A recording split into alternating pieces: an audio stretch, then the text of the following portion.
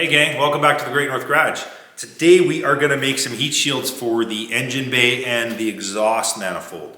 Both are looking pretty rough, as you can see.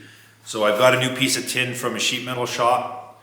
We're going to remove this, we're going to trace it out, we're going to drill and cut all our notches and get some bead rolling done here. I don't have a ton of experience with sheet metal work, but a drill and a Dremel will probably get us pretty far today, maybe a hammer or two. So yeah, let's get started.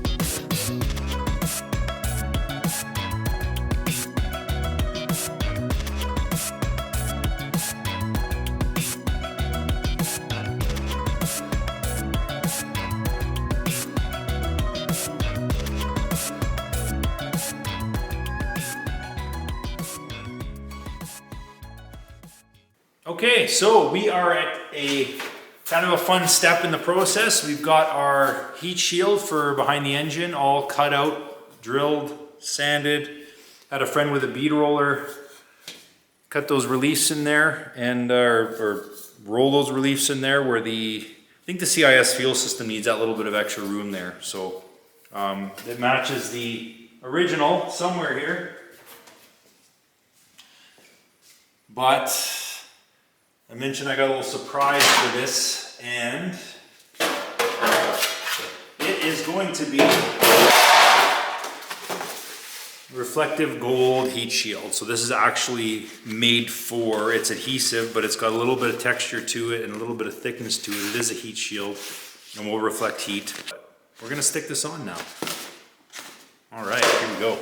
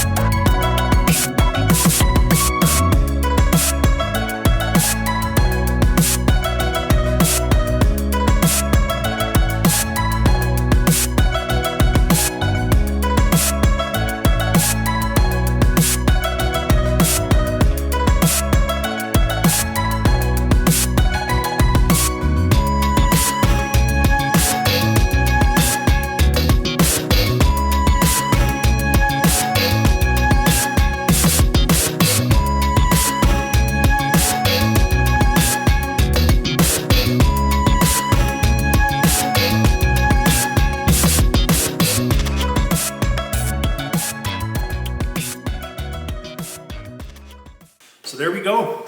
It's done. Whether it looks good or not, I guess, is up for debate. I'll leave that up to you. It's a little flashy, but most of it will be covered by the hardware in the engine bay, fuel system, overflow tank, things like that. So I don't think it's going to be that attention grabbing. I like the way it turned out. It didn't quite lay as flat as I would have hoped. There's a few wrinkles in it. A lot of times in vinyl, any graphics, anything comes rolled, you get little creases in it. But it's the backing paper that creases. So normally the wrinkles actually, when you lay the vinyl on, they disappear. In this case it didn't. The stuff's a little more rigid than like a lot of adhesive products. The little dimple here, I had to relief cut because I just couldn't stretch it or heat it enough to stretch it. So I had to relief cut it and then just lay a little piece in there so it lays down nice and flat. But overall, I think it looks okay. It turned out well. Like the overall product is kind of how I envisioned it. So we'll get it in there and rivet it in place. I'm gonna work on a little heat shield for the existing heat shield that's over the exhaust manifold in the back. I don't really like the way it looks. It's dented and dirty and just ugly looking. See if I can rig something up. If not, I'll leave it off and just maybe I'll paint that heat shield, that existing heat shield. But I want to just want to clean up this engine base so it looks newer and not 42 years old. That's the goal.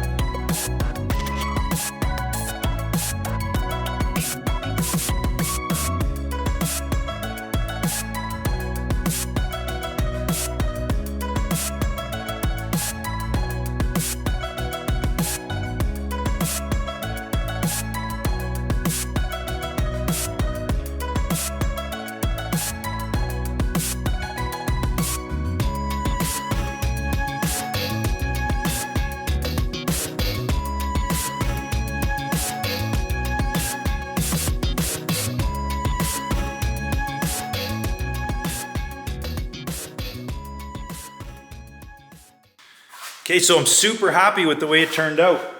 I've got it nice and secured on there with a hose clamp. It's not gonna rattle or shake. I've got it formed around the corners pretty good, I think. It does reflect a little bit of the gold from the heat reflecting material, but it kind of looks Pulp Fiction-y? I don't know. Anyway, I'm really happy with it, and we're gonna get some parts back from the powder coater soon. We can start putting this stuff back together and get this deck lid back on, and then we can start crawling under the car and doing all kinds of things. So thanks for watching. Don't forget to like and subscribe if you like what you're seeing, and until next time.